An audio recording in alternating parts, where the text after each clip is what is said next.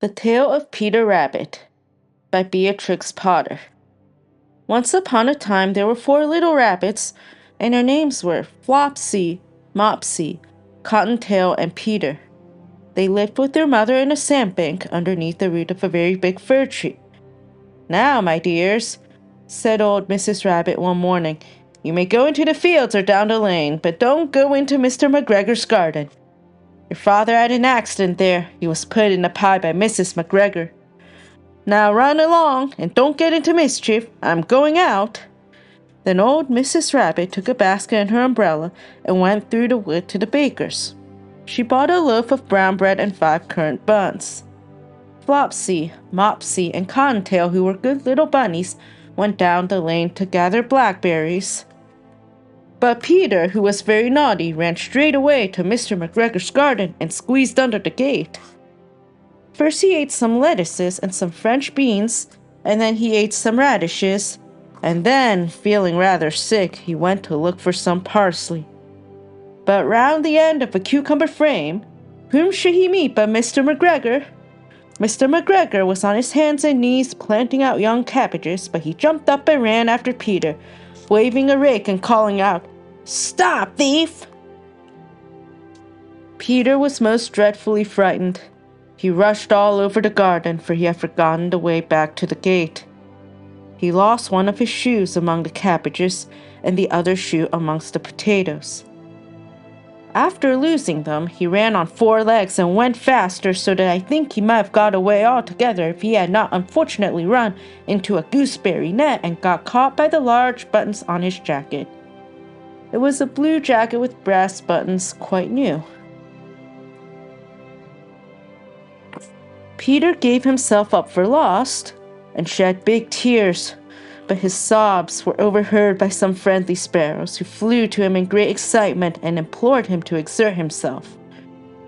Mr. McGregor came up with a sieve, which he intended to pop upon the top of Peter, but Peter wriggled out just in time, leaving his jacket behind him, and rushed into the tool shed and jumped into a can. It would have been a beautiful thing to hide in if it had not had so much water in it. Mr. McGregor was quite sure that Peter was somewhere in the tool shed, perhaps hidden underneath a flower pot. He began to turn them over carefully, looking under each. Presently, Peter sneezed.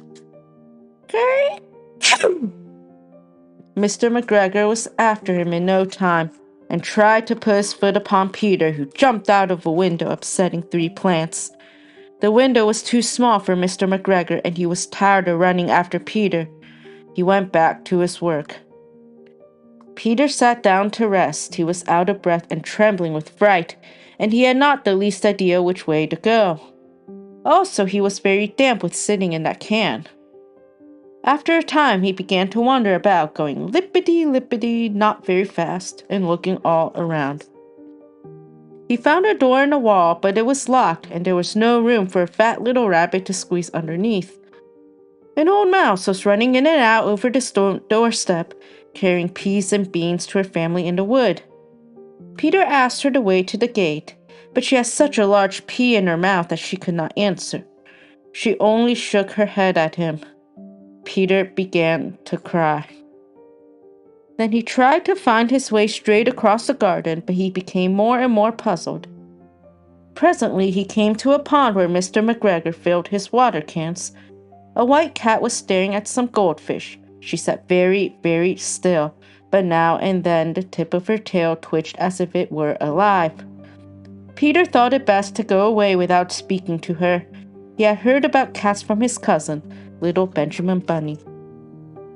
He went back towards the tool shed, but suddenly, quite close to him, he heard the noise of a hoe. Scritch, scratch, scratch, scritch. Peter scuttered underneath the bushes. But presently, as nothing happened, he came out and climbed upon a wheelbarrow and peeped over. The first thing he saw was Mr. McGregor hoeing onions. His back was turned towards Peter, and beyond him was the gate. Peter got down very quietly off the wheelbarrow and started running as fast as he could go, along a straight walk behind some blackcurrant bushes. Mr. McGregor caught sight of him at the corner, but Peter did not care. He slipped underneath the gate and was safe at last in the wood outside the garden. Mr. McGregor hung up the little jacket and the shoes for a scarecrow to frighten the blackbirds. Peter never stopped running or looked behind him till he got home to the big fir tree. He was so tired that he flopped down upon the nice soft sand on the floor of the rabbit hole and shut his eyes. His mother was busy cooking. She wondered what he had done with his clothes. It was the second little jacket and pair of shoes that Peter had lost in a fortnight. I'm sorry to say that Peter was not very well during the evening. His mother put him to bed and made some chamomile tea, and she gave a dose of it to Peter. 1 tablespoonful to be taken at bedtime. But Flopsy, Mopsy, and Cottontail had bread and milk and blackberries for supper.